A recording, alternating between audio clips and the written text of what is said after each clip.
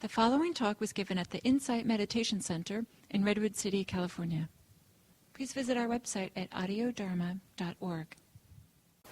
I was inspired today to talk a bit about a fundamental part of meditation practice and mindfulness practice, and that is mindfulness of breathing.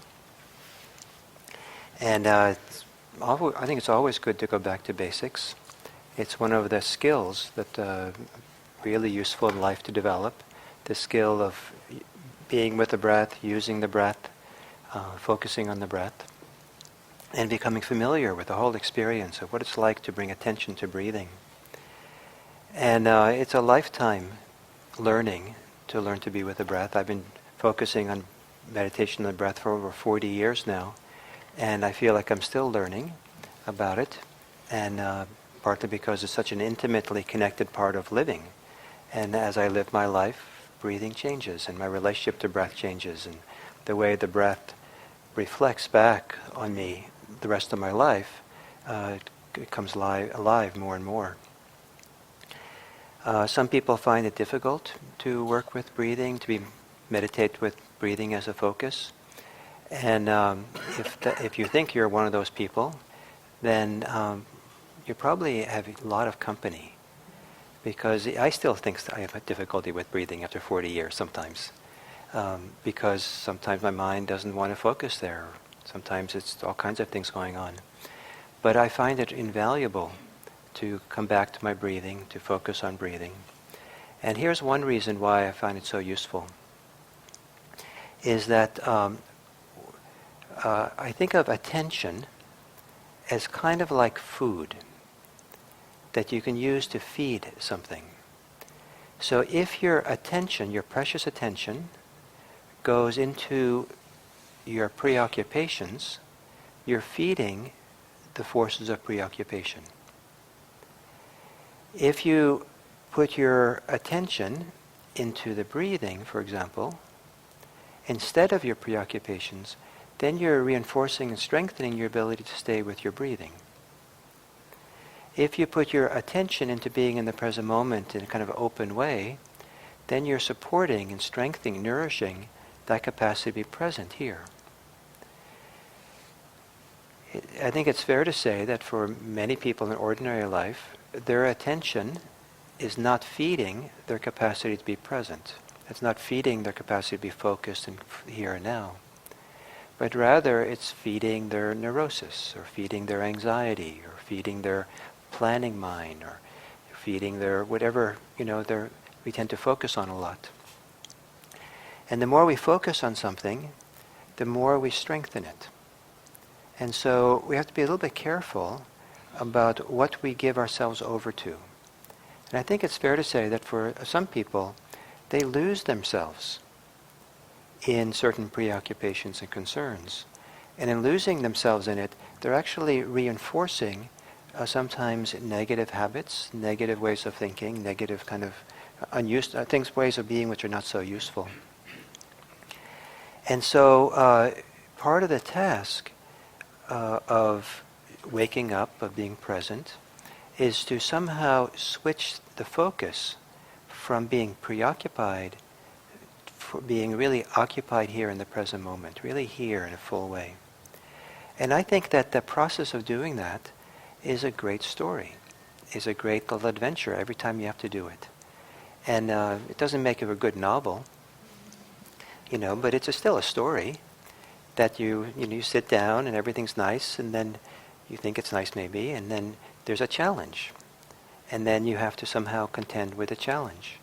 And then hopefully you overcome that challenge. And then you enter into kind of a new life. That's a nice story. And so you sit down to meditate and you discover that you're really concerned with, I guess, your taxes, right? They're due in 2 days. Sorry if I reminded you. And so you find yourself preoccupied about something, but it makes it really hard to be present, which is what you want to do. So then you figure, how am I going to be present? How am I going to kind of, overcome this distraction? And there's a variety of tools, a variety of ways that people do that in meditation. But one of the simplest ways is to come back to breathing. And let the food of attention go into your breathing rather than going into the preoccupation. And one of the advantages of this is that we're not getting engaged, we're not contending with the preoccupation directly. Sometimes that's very useful to do, but sometimes when we kind of go into the world of preoccupation to try to fix it or solve it or think our way out of it, it just pulls us in further and deeper into it. But to kind of give ourselves over to breathing, and the mind goes back to the preoccupation, we come back to the breathing, mind goes back to the preoccupation, goes back to the breathing, because that's what makes a good story. Because if it was just easy, then it wouldn't be a story. And so you come back, and then slowly what's happening is you're beginning to give less and less food, energy, to the preoccupation, and more of it tends to go into the breathing. And then at some point there's a tipping point that comes where it becomes easier to stay with the breathing than it is to be pulled into the preoccupation. And at that point, there's sometimes a kind of like an in-between point like that, a tipping point, where what becomes important, more than any other time perhaps, or what becomes available, is to make a decision, is to have a choice, an intention. Okay, now what I really want to do is to stay with my breathing. Breathing feels really alive, it's present, it's clear, there's a settled feeling in it. And this is actually a richer life to be present for than to be in the two-dimensional world of thinking and thoughts and plannings and all these concerns we have. That there's something about the breathing, I think of it as three-dimensional rather than two-dimensional, because it's embodied. It kind of fills our body, fills the present moment in an embodied kind of way, which if we're too preoccupied in thoughts, we lose touch with the body. And so that whole dimension of the physicality begins to kind of recede from us. And so at some point we can feel, I think I'm going to really decide, here's where I want to be with the breathing. And then it allows us to kind of get more and more focused, deeper and deeper into breathing. And it becomes more and more of a joy, more and more of a blessing. I think for the uninitiated, it's unimaginable that the breathing could bring a tremendous amount of joy, tremendous amount of blessing, tremendous amount of aliveness, a kind of rebirth experience. That something as simple as breathing can be enough in order to feel completely alive and present in a meaningful way. To be present, sit here with confidence, with sense of purpose, sense of aliveness. Just to be alive is enough, just here. It can seem unimaginable when the mind has a habit of being preoccupied with concerns and purposes and figuring things out and attaining things and new projects and all the wants and the fears and anxieties we have. And it can seem like our concerns, our preoccupations are the most important thing. And that's part of the reason why we get preoccupied, because our preoccupations have a certain authority with them, that they seem important. And they are maybe important, but are they important enough to spend our time meditating, thinking about them? Are they important enough for us to always be thinking about? Or can we have more choice about when we pick them up and when we put them down? So the idea that you could let go of your preoccupations because there's something more important to do is one of the things that supports the ability to use the breathing to wake up, use the breathing to have a feeling of real sense of joy, delight, cleansiness, purification, healing, openness, something really, different people have a different experience with this. So sometimes I'll meditate in the middle of the day, and usually I meditate in the morning, and most often I meditate in the middle of the day if I find myself with thinking that I have too many tasks I have to do. And so I've been doing tasks, different things I have to do, and after a while, because I'm doing it frequently, regularly, that a habit energy in the mind picks up of the task mind. Got to do this, got to do that, got to do this, this. And there's a kind of swirling or energy or tightness or kind of perpetual motion machine in the brain, seemingly, that kind of is just kind of caught up in these concerns. And if I start noticing that mind goes into the swirl of thinking about this, I have too many things to do, how am I going to do them, and I have to do this and that, and then I find the best things I can do is sit down to meditate. And when I first started doing this many years ago, there would be a voice inside that would say, "You can't do that, because I have to get these things done." And meditating is very inefficient for getting the important things in life done, unless meditation is the important thing. And so I'll sit sometimes just for 10 minutes, and then when I finish meditating, I feel refreshed. And then I'll pick up the tasks I have to do, and my impression is I'm much more efficient. And certainly I enjoy it better, because I'm not kind of claustrophobic with, I'm taking care of one thing and I'm already thinking about the next three things, or getting crowded with all these concerns. I'm just there for that one thing. There's like lots of space for the experience, just like this here. And it becomes a pleasure to do something which 10 minutes earlier was a drag. Oh, one more thing, one more email, you got to give me a break. You know, all these emails I get. And then I look at all those unopened emails, and oh no, one more email. And I meditate for 10 minutes, and like, I don't care how many, just like I'm here with the next email, just that email. There's lots of space, and I take care of that, and then I take care of the next one, and the next one. And then I have to meditate again.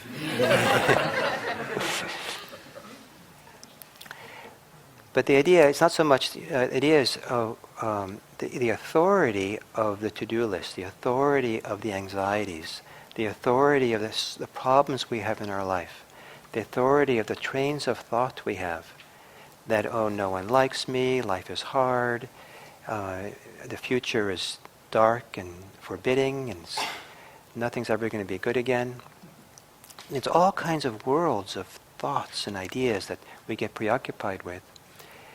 And I would suggest it has some kind of authority, otherwise we wouldn't get pulled into it. And part of what we're trying to do with breathing on meditation is to switch that authority away from our preoccupations to understanding the tremendous value of just being present here in the simplicity of this moment. And it's quite remarkable that some of the greatest sense of well-being that a person can have can come by entering into the world of breathing, and that's all you do.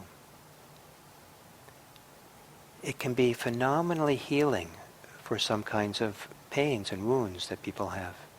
It can be phenomenally relieving, given how much we're caught up in worries and cares and resentments and all kinds of things. To be able to put all that down. So how do we put it down? So the first thing, one of the things I said earlier, is when you use breathing, when you sit down to use breathing meditation, at first, it's better not to try to do a good job. Because when people try to be a good meditator, they usually mess up. They usually have too high a standard, and then they measure themselves against, the fact that they're not doing a very well job, and so then they're critical and they give up. But rather to sit down with a kind of sense of contentment, maybe, or a sense of willingness, a sense of just willingness to be with who you are and how you are at that moment, and not to fight yourself and not to criticize yourself, but even so, come back to your breathing. Even if it's just for half a breath, even if just for one breath, and the mind goes off. You come back for half a breath, and the mind goes off. And after a while, you start noticing where the mind is going.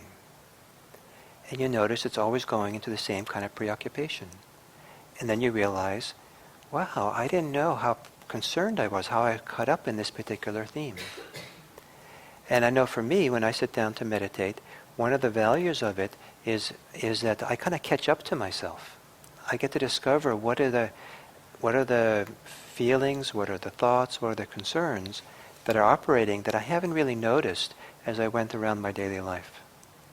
I sit down and I got to see, oh, look at that. I'm really concerned about X, Y, and Z. Or I sit down and I'm quiet for a while, and then I realize, I forgot something. And so, that comes up and I see that. Or there's certain feelings I have, emotions I have, that I didn't really notice because I was doing emails. And so then I sit down and I get to feel what's going on. Or I feel what's going on myself physically. And for me, often enough, when I sit down to meditate during the day, I'll notice that I'm holding my tension in my body. It's much more subtle than it used to be, but I'll feel like a little bit tightening in the shoulders. It's a common thing. I think because being on email on the computer, it does, for me, I kind of pull my shoulders in and up a little bit, and if I do that chronically, then it kind of gets tense there. So I haven't noticed that so well until I sit down to meditate. And then I notice the effect on my shoulders. Sometimes I notice the effect of how I've been living on my breathing itself. Because sometimes I can have a little resistance in the top of my chest and the rib cage as I sit down to meditate, because I've been held there. So I'm beginning to discover and recognizing what's going on for me. And I don't have any sense that this is wrong or bad, that, poor Gil. It just, this is how I've been living my life, and now I get to meet it. I get to see what's going on. And so for me, focusing on breathing is a way of understanding myself better, seeing myself more and more deeply. The mind wanders off, and then I come back. Mind wanders off, and I come back. And one of the kind of, my first Vipassana teachers, and the first teachers in Vipassana here in America, was Sharon Salzberg. And she wrote a poem called The Breathing Poem. And nowadays she lives in New York, so I kind of think of this as maybe written in New York. Sirens whine, still I breathe. My first breath, my last breath, and still I breathe. Noises in the ductwork, still I breathe.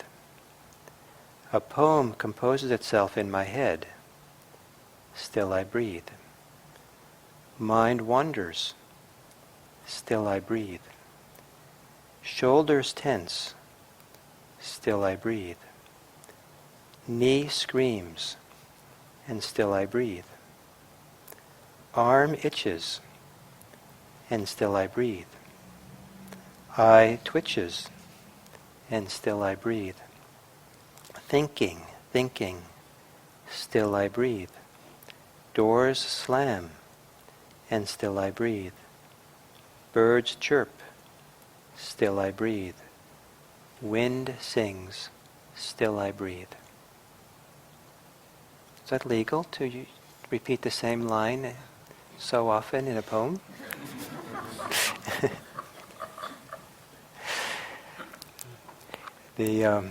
So the idea that still I breathe, coming back, still I breathe, I'm breathing. It can be phenomenally effective to keep us from getting caught, preoccupied, to kind of be fresh again, kind of a new beginning, a renaissance. Every time we breathe, if you kind of really can be in the breath fully. Oh, this too, now, present for this.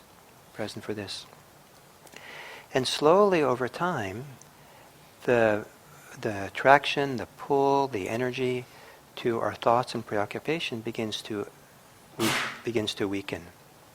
And as it weakens, we're less pulled into it.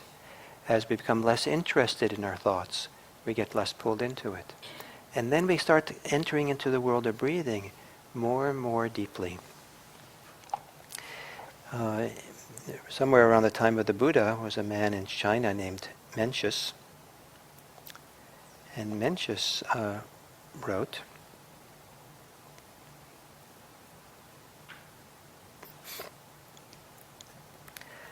I am good at nurturing my flood-like breath.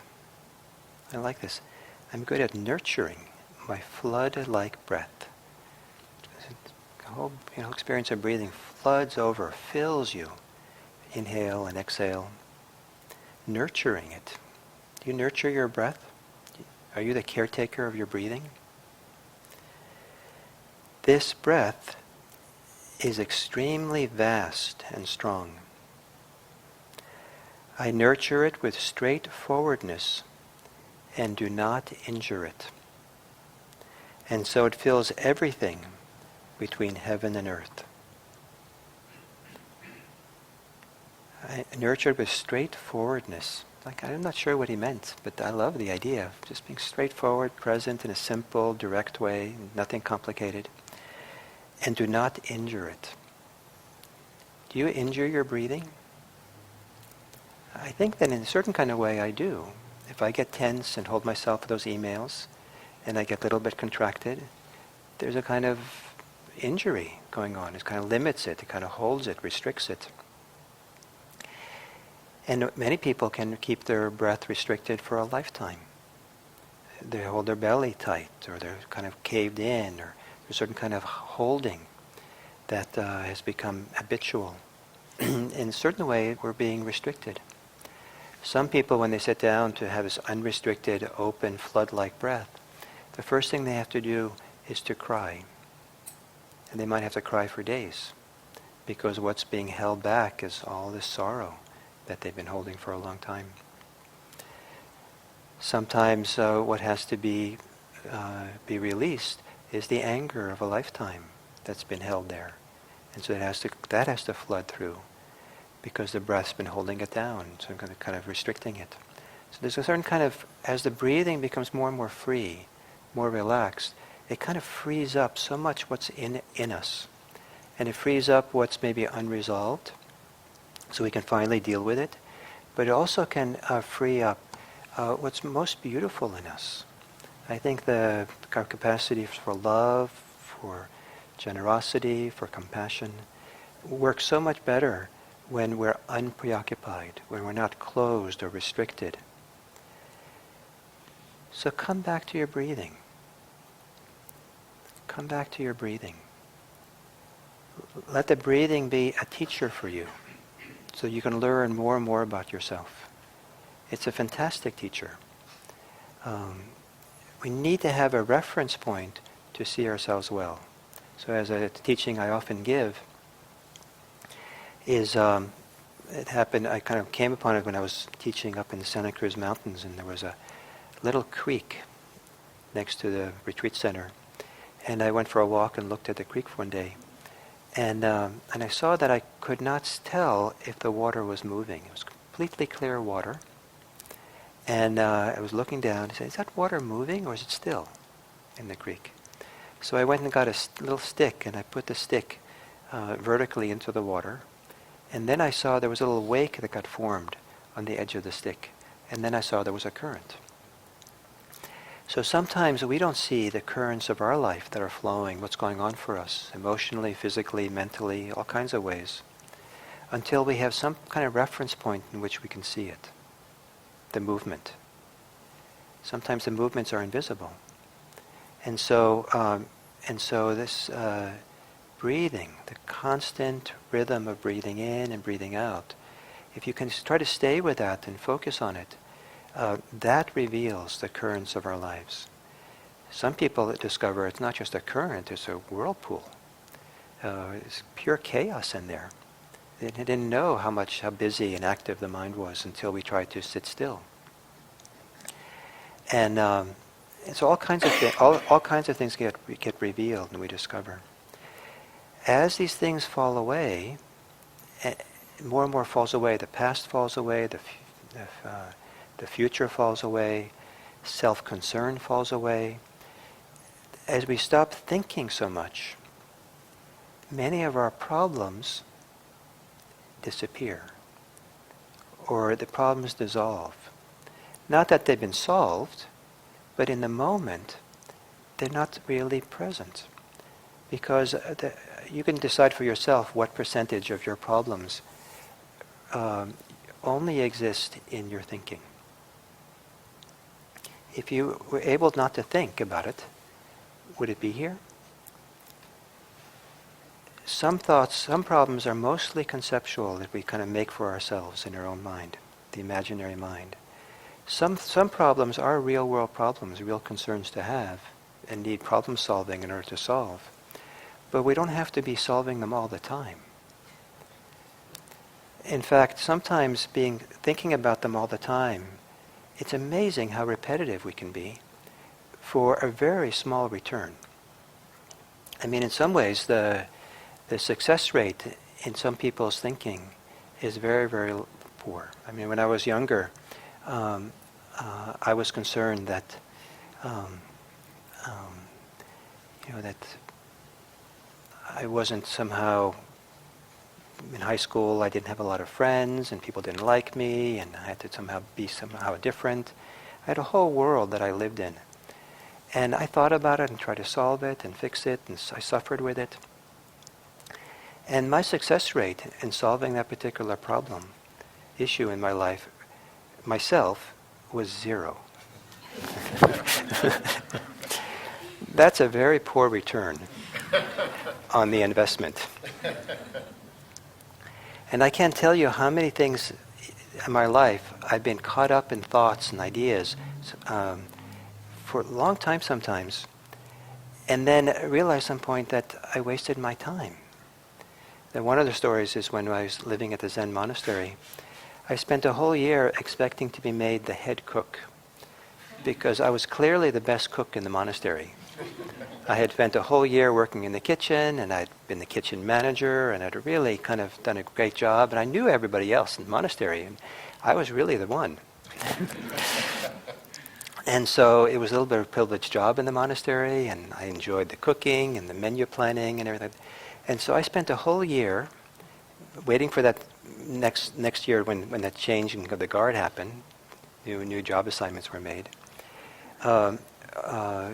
Every meal, and the meals were done in the meditation hall, in meditation posture like this. So it's like kind of a meditation thing. It wasn't like you're eating and chatting. You're sitting in silence, eating. And almost every meal, analyzing the menu that was served, considering what I was going to do, planning for what I was going to be like when I became the cook, because obviously I was going to be the cook. And then the day came in April where we did a ritual form where we all stood in the meditation hall in a circle, and the job assignments were read out. And they came to me.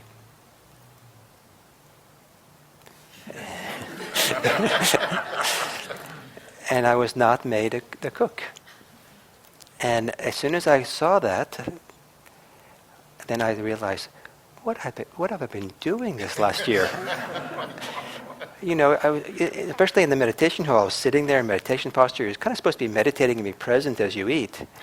And I spent this whole year not doing it, thinking about food and menus. Again, a 0 return on the investment, except now I have a good story to tell.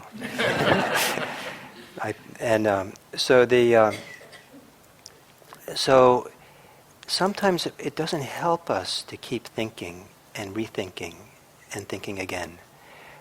Sometimes the best thing we can do for ourselves is to stop the swirl and currents and caught upness of our mind so we can get a fresh mind, a clear mind.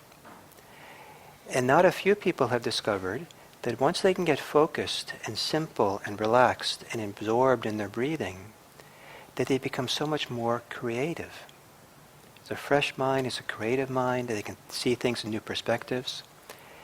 And it can seem counterintuitive to go, because you're supposed to go towards your problems to fix them, but to willingly put them aside, put them up on the shelf for a while, so that you can get refreshed, so you can tap into a deeper wellsprings of creativity, of compassion, of a deeper sense of connectedness with our values and what's most important for us. Sometimes it's counterintuitive.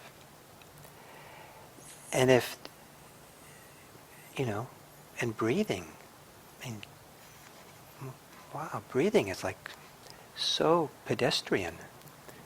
It's so ordinary, simple, it's so far away from all the things that are important in life. So to be willing to enter into the world of breathing for the uninitiated would seem really strange. Why should I? But to start being interested in your breathing, curious, to learn about it, learn about yourself as you breathe, to enter into the world of breathing, to discover how to be with breathing so that it's nourishing for you and you can nourish the breathing. To discover a way into that world is a skill which is really, really useful to develop. Because the breathing is always available. So there it is. And sometimes it might take a while to learn how to be with the breath in an effective way. Some people have a lot of strong habits around breathing, a lot of strong emotions connected to it, or a lot of attitudes about doing breathing, that they kind of get tighter or more contracted in doing it at first. Some people, some people have a strong tendency towards anxiety, where they focus on the breathing that makes them more anxious. So there's all kinds of challenges, but it's a really good challenge to address. It's a really good one to work your way through that, sometimes with the help of a teacher, sometimes learning alternative ways of entering into that world, not to doing it directly. But the world of your breathing, that's a world that can fill, as Mencha says, fill heaven and earth, flood-like breath that kind of fills you. And I think that what really fills you is not the breathing exactly, but is mindfulness of breathing, the awareness of breathing, the fullness of breathing. So at the beginning I said, before the sitting, that one of the ways, there's many ways, one of the ways of looking upon breathing is to see that the experience of breathing, the physical experience of breathing, can meet awareness. Awareness can meet the experience of breathing. That's what we're trying to do, is to connect these two. And there's a variety of ways they can meet and be connected. Awareness can enter into the experience of breathing and kind of become one with it. But a very nice way that I like is that of it's kind of like looking at the horizon, where awareness touches the experience. It doesn't sink into it, doesn't submerge in it, but it also is not distant from it. It's just right there. And for me, the image of the horizon, for me I go immediately to the idea of the ocean, looking out across the sea. And this vast space, vast sky all around, and the ocean is kind of vast, flat expanse of the ocean. And then there's this line where the sky, in a sense, the space and the ocean meets at the horizon. And for me, looking at that, I can look at that for a long time and feel very relaxed, very kind of spacious and peaceful. And so to have this, that's where the place where mindfulness, awareness, and breathing meet. It's like the horizon. It's a place where we can kind of discover how to be peaceful, spacious, to have a breathing room for everything. Everything can fit in that space of mind into all that. So I'd like to end with a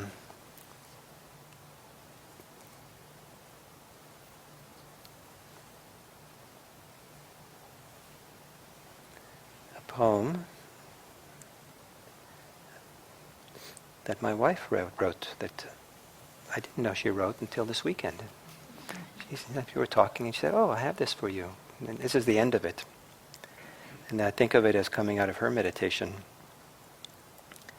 It's not directly about breathing, but you can imagine someone coming back, wandering off, coming back, wandering off, coming back to the breathing. Settle, settle, like raindrops falling on a pond, merging with the water, over and over again. When the rain stops, the water is clear.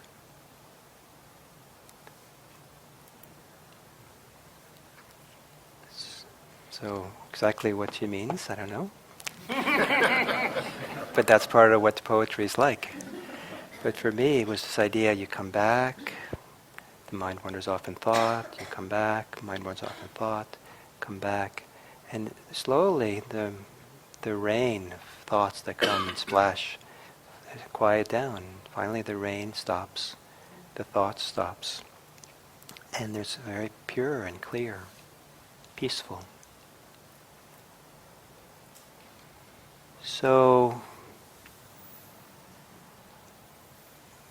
if I may, I would encourage you to have your breathing become your best friend. It's one of the best resources you have. And it's worth cultivating that friendship. If you're currently enemies, then heal the relationship. Become friends with your breathing, so your breathing can really support you. Great help. I think it's one of the great supports of my life, and I think so much of what's good in my life, I feel, has really arisen out of the foundation of meditation and mindfulness on breathing. It's been that important for me. So that's the foundation. Thank you.